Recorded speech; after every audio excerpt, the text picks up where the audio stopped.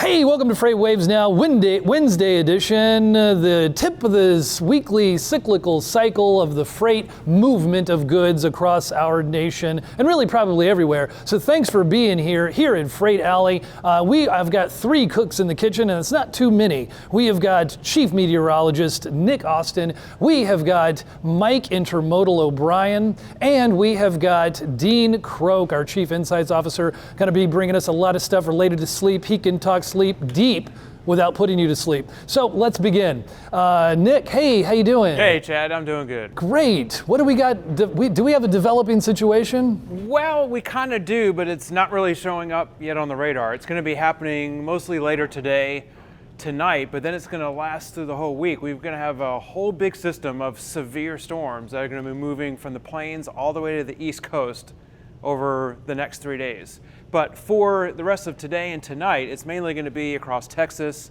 up into the Central Plains, and then over towards parts of Missouri and the Missouri River Valley. So what we're really expecting to really start kind of ramping up overnight is, as we say in the weather business and the meteorological world, all modes of severe weather. That means tornadoes will be possible.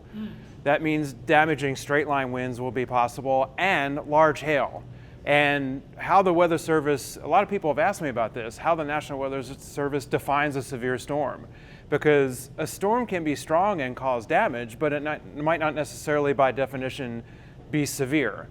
So a severe storm is defined as a storm that produces winds of at least 58 miles per hour or hail of at least 1 inch in diameter, that's about the size of a quarter, or one that produces a tornado. It could be any one or all of those. So those are kind of like the guidelines that the National Weather Service meteorologists use to define a severe storm. And some of the areas we'll be seeing that's what we're expecting. Is that going to be the worst of it up there in the upper Midwest? Right. Well, mostly from around Austin, Dallas, Texas, Oklahoma City, Kansas, and kind of up into northern Missouri, and then over towards western Illinois along the Mississippi River and into parts of Arkansas and western Louisiana. That's tonight and into early Friday, and then it kind of shifts eastward from there. So tomorrow it's mostly going to be from around New Orleans, Mississippi coast, up to West Tennessee, and up towards the Ohio River Valley. And then during the day on Friday, it pushes out through the Carolinas and the East Coast. So it's going to be a 3-day event. I mean, the hits just keep on coming for the Missouri and I know area, this is right? FreightWaves Now, and we really want to focus on kind of today and tonight, but just want to give everyone a heads up on that. So, and as I mentioned, even if storms in a certain area don't become severe, they still could become strong enough to cause damage. There's certainly going to be many areas of heavy rain across a lot of interstates and just rapidly changing weather conditions. So that's of a concern for truckers out there on the roads. They'll have to watch out for that because there'll be very strong gusty winds at times. The rain could suddenly just get torrential and really heavy out of nowhere and then get light again. So it'll be, as they go from one point to another, there can be very rapidly changing conditions. Okay. So I want to look at road conditions real quick. Yes, though. Let's do that. That's one of our great features on Sonar. And if you look across that region where we're expecting those storms to really kind of kick in later today and through the nighttime and into early tomorrow, you see a lot of the interstates through this region here they'll start to turn blue, which means they're getting wet. Because of a lot of rain, and a lot of that rain will be heavy. So anywhere from Dallas, eastern Texas, and Oklahoma, and up towards St. Louis through the nighttime and into early tomorrow. Okay. Well, thank you, Nick. You bet. And everybody stay safe out there. Listen to our chief meteorologist when he speaks. Okay. And speaking of areas like Missouri where they've really been hit hard, we have got our intermodal intermediary, Mike O'Brien. Welcome to the show. I appreciate it. It's good to be here. What we're actually going to start with is, we've seen this before, but it's still eye-popping. Outbound tender reject index for the United States. If we look at it year over year, the shippers are very happy with what's going on. They have far less stress this year on them than last year's because the trend still it's going further down. So we're looking at the tender reject index, and rates are going down, huh? Spot rates they're following with them. But what we're seeing is there's a ton of capacity in the market, truck capacity, intermodal capacity, all capacity. The market's pretty loose at this point. So that leads us into our next slide. Interesting. So capacity is loose for intermodal as well, and not just truckload. Right. And everything you read, you're hearing it. Well, you see the numbers come out every week. Intermodal car loads have been gradually dropping year over year. Starting to see some companies report their earnings, and they're reporting they're down like 5 to 7% year over year. So this is kind of a picture of the outbound tender volume index. You'll see it's still healthy year over year, actually up a little. And the intermodal volume just kind of laying over top of it. You see all the peaks and valleys. What's interesting is right through here, there's starting to be some more separation. Okay. So when you see that, it starts to look like there's more competition between intermodal and truck. As those rejects go down, that tells us there's plenty of trucks in the market. Spot rates are going down, so it's telling us, with intermodal being a truck-like product, with the amount of trucks in the market at this point, the competition between the two is more fierce than ever. And then, last year a lot of freight got taken off the road and put on the rail. When we see something like this, it looks like the opposite's starting to happen. Interesting. Yeah, we did just see J.B. Hunt's, they had their first quarter earning reports, and 50% of J.B. Hunt is intermodal, and they did face a lot of headwinds. What were some of the issues for intermodal that they reported?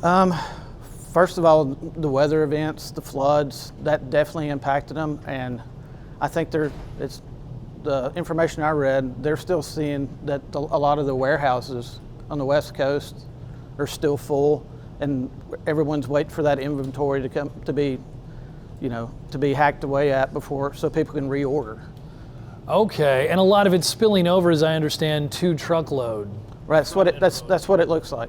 Those two modes are competing now more than ever. Okay, well, thank you, Mike O'Brien, market expert for intermodal. Thanks for your time.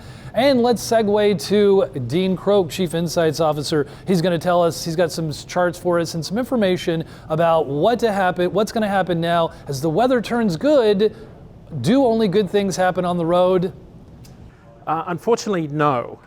This kind of marks the beginning of a fairly sad season for a lot of people on the road. If you think about this Sunday, a lot of laying hens have been dormant over winter, and as the sunlight starts to improve, they ramp up their egg production in time for Easter. Right? So Right. there's an odd coincidence there. But what happens as we head into spring and into summer, there's something that happens to us physiologically, and as we get more sunlight in the day, and daylight saving makes us go to bed later in the evening, what it means is we shorten our sleep. And when we shorten our sleep, bad things happen. And what I've got on the chart for you is the seasonal effect of commercial vehicle fatalities.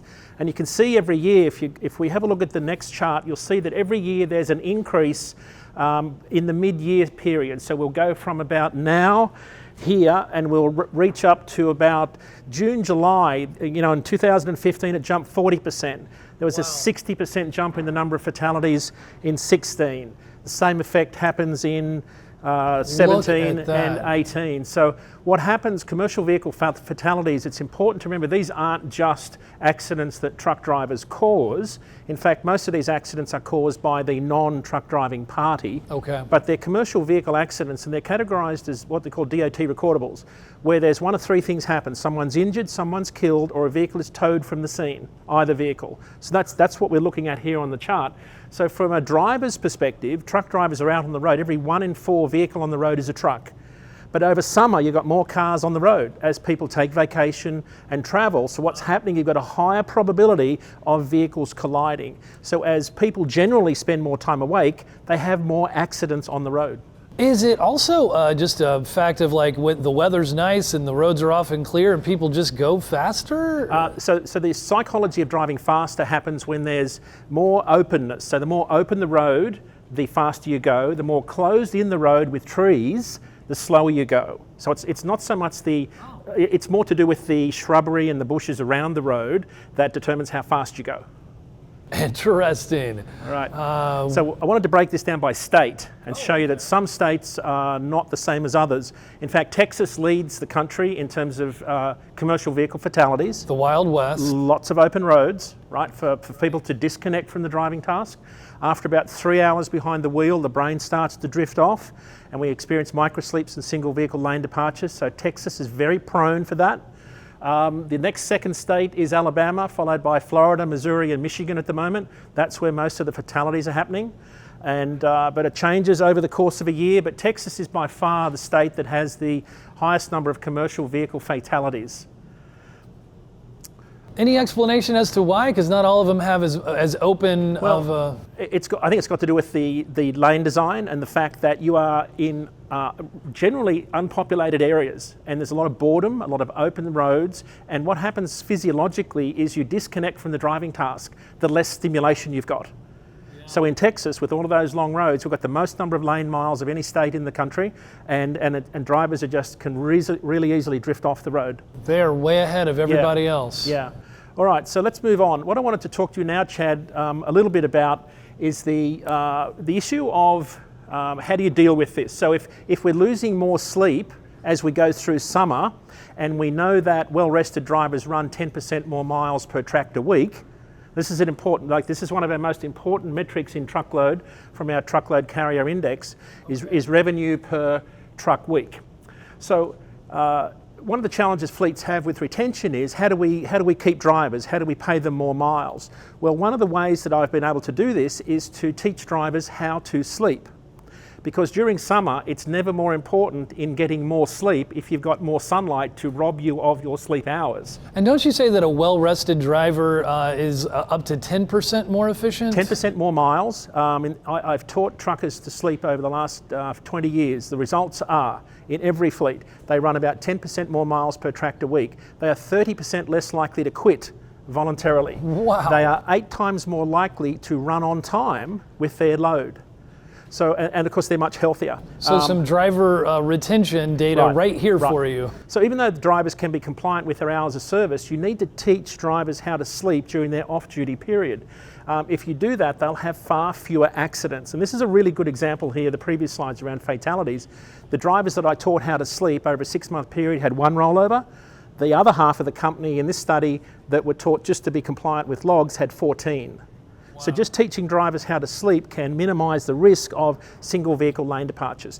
So back to our running 10% more miles per tractor week, 10% more miles per week is about 300, if a fleet's running, I think if we have a look at this one here, fleets are running about 1,980 miles on average per week.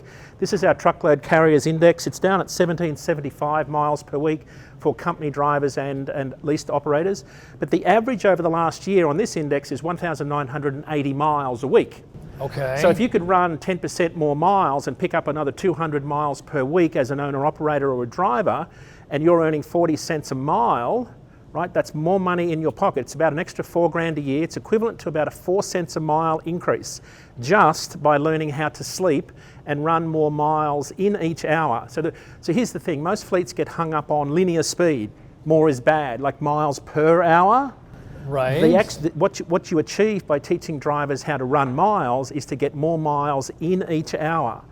Because drivers that are tired are always in and out of truck stops and rest areas, so their miles in each hour comes down. So the way to bump up revenue in fleets, this will sound counterintuitive to everybody, the way to get more miles and more revenue per tractor week is, wait for it, not run more miles, it's teach drivers how to sleep. Sleep more. Because sleep is what drives the miles. That's the fantastic. Key. All right. Trying to motivate them to do some of the basics and get more sleep. Yeah. So the other part of what we want to cover, Chad, is something to do with the hours of service. So if you think about hours of service right now, fleets are only getting 6.81 hours on average out of every 11-hour period. So again, if you can find ways as a fleet to get more hours, you'll be able to find ways to generate more revenue across the board. So this is our HOS 11 ticker. For all drivers. Over-the-road drivers in the truckload sector are running about 7.5 hours out of every 11. But again, if you can find ways to get drivers to be more productive by being more rested, they'll actually run more miles and use more of their 11 hours. It seems that they've gone down a little bit from their efficiency in 2018. Well, our hard mandate was on 4/1 back here. You can see that we had Thanksgiving and Christmas. We've had a pretty soft start to the freight year, and what that means is that for the first February and March, for January, February and March, it was pretty up and down. So drivers weren't driving a lot of miles. Their miles per day were down, their hours per day were down. But things have picked up in the last couple of weeks. And you can see here, these are the weekly spikes. Drivers drive the most hours on a Wednesday. Right. So that's what the spike is. So today, hump day, is when drivers run the most miles of the week. But what you can see is that when volumes started to pick up in different markets, drivers run more miles. And that's the good part about the data, because we've got a lot more transparency into what's happening in the market. Absolutely. And do you have one more slide for us? One more chart we just want to wrap up with. And this will help sort of tie it all together in terms of how you can be more productive. But on the fleet side, net revenue here, if you can put if you're running, say, $2 a mile, and you can run another 200 miles per truck week, through being more productive per day, this is a way to put a lot more revenue on your bottom line for the fixed expenses. So this will bump up, if you can put another $14,000, $400 per truck year into your business, you don't have to negotiate as hard on rates, you don't have to screw costs down as much. There's a lot more efficiencies that can be gained just by getting drivers to be able to run more miles in each hour. But the important thing to remember is not all miles are the same. And as we head into the busy period, as freight volumes pick up and drivers sleep less because there's more sunlight, accident risk goes up exponentially. Wow, fantastic. Thank you. You got to like this guy. He's saying if you sleep more, you're going to be more efficient. I think we can all take that one home and put it in the bank. Maybe as much as 10% more in our bank if we're efficient. So we all need more sleep. But it's especially critical for drivers and all that they do for us as they are moving goods around the country for us each and every day.